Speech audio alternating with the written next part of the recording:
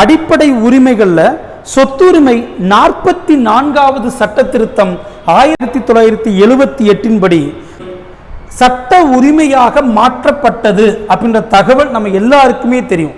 இப்ப கேள்வி என்னன்னா, சொத்துரிமை சட்ட உரிமையாக மாறியதால் ஏற்பட்ட விளைவுகள் என்னென்ன? சரிங்களா? மொத்தம் 4 முக்கிய விளைவுகள் இருக்கிறது. டிஎன்பிசி தேர்வுக்கு கான்செப்ட் பேஸ்ல கேட்டா கட்டாயம் இது வருவதற்கு வாய்ப்பு இருக்கு. மாணவர்கள் கவனமா பாருங்க.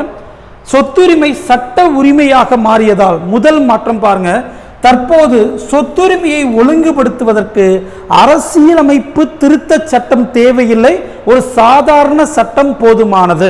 இரண்டாவது பாயிண்ட் பாருங்களேன், சொத்துரிமை நிர்வாக நடவடிக்கைகளுக்கு எதிராக, அரசினுடைய நிர்வாக நடவடிக்கைகளுக்கு எதிராக மட்டுமே தற்போது பாதுகாப்பு இருக்கிறது.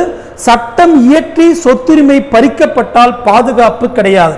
அடுத்து பாருங்க, சொத்துரிமை சட்ட உரிமையாக மாறியதால் ஆர்டிகல் 32 படி நேரடியாக உச்ச நீதிமன்றத்திற்கு போக முடியாது.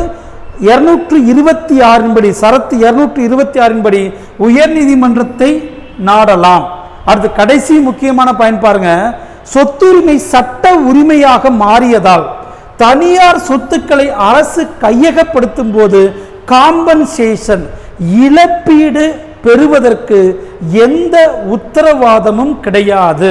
அப்ப பாருங்க, இந்த 4 பாயிண்ட் மிக மிக முக்கியமான பாயிண்ட். சொத்துரிமை அடிப்படை உரிமையிலிருந்து சட்ட உரிமையாக மாறியதால் ஏற்பட்ட மாற்றங்கள்.